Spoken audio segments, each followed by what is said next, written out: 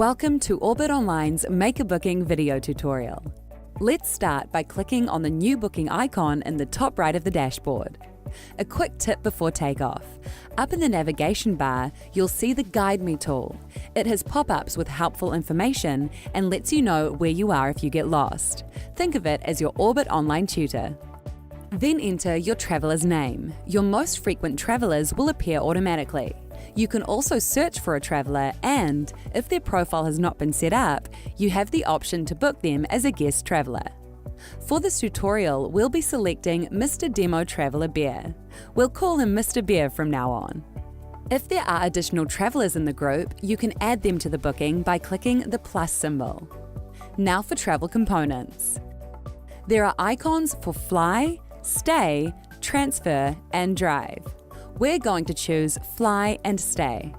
Mr. Bear frequently flies out of Auckland, so the tool has automatically selected it. For an alternative departure city, simply click on the edit icon to change. Now to select the destination. The tool also remembered Mr. Bear frequently flies to Wellington, which is indeed our destination.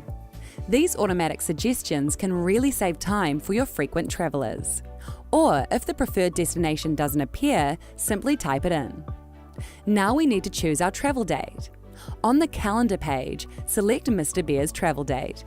He wants to travel on the 7th of May. Now select the time of travel. Mr. Bear would like an early morning flight. Now, does Mr. Bear need onward travel options or to return home? For this trip, he's staying overnight, then returning to Auckland the next day, and he wants to do so in the early evening. There are cards for each component: a flight from Auckland to Wellington, overnight accommodation, and return the next day, making it easy to check and edit details. If you do need to make a change, click on the Edit pencil within the itinerary card. For example, if you wanted a hotel closer to the airport, you can select a new address and the tool refines your search for you. If your traveler already has a cost center, this is automatically populated in the cost code box at the bottom of the screen. Or you can add further financial coding if necessary.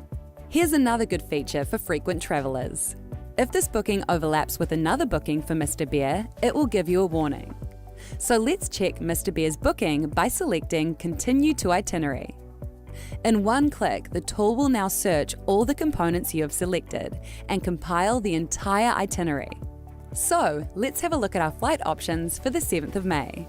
The recommended option is the lowest fare for the preferred carrier nearest the specified departure time. If the fare is in policy, the icon shown will be green.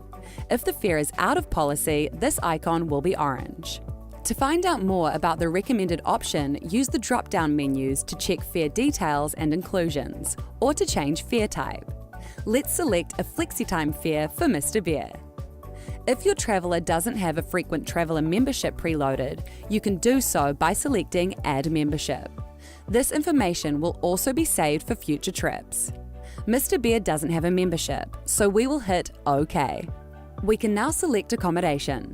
Just like flights, you will be recommended properties based on location, cost, and your travel policy, including preferred suppliers. A green flag means a preferred option. If the selected option is in policy, the icon shown will be green, and if it is out of policy, the icon will be orange. You can also search accommodation using a map view. Useful if you want somewhere close to, say, a conference centre or head office. And by selecting a property from the list, you can view the room types. Mr. Bear would like to stay at the QT Wellington in a preferred Superior King room.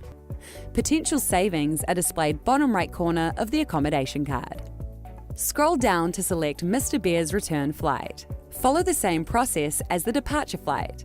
Today, Mr. Bear is taking the recommended flight home. At this point, you can either proceed to express checkout or continue to extras. Here you can select seating, add baggage, and provide other information like meal preferences. If you're happy with your selections, we can now check out. Before confirming, you can review the trip. These screens will provide a summary of your itinerary and let you know about any potential savings. This is where you will also add any financial coding, and if you have selected an out-of-policy fare or rate, you can provide details to justify it.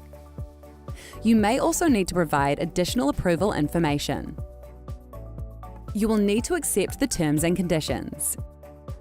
You can then save the booking as a draft and resume to book later. Or if you're happy to go ahead now, select Book.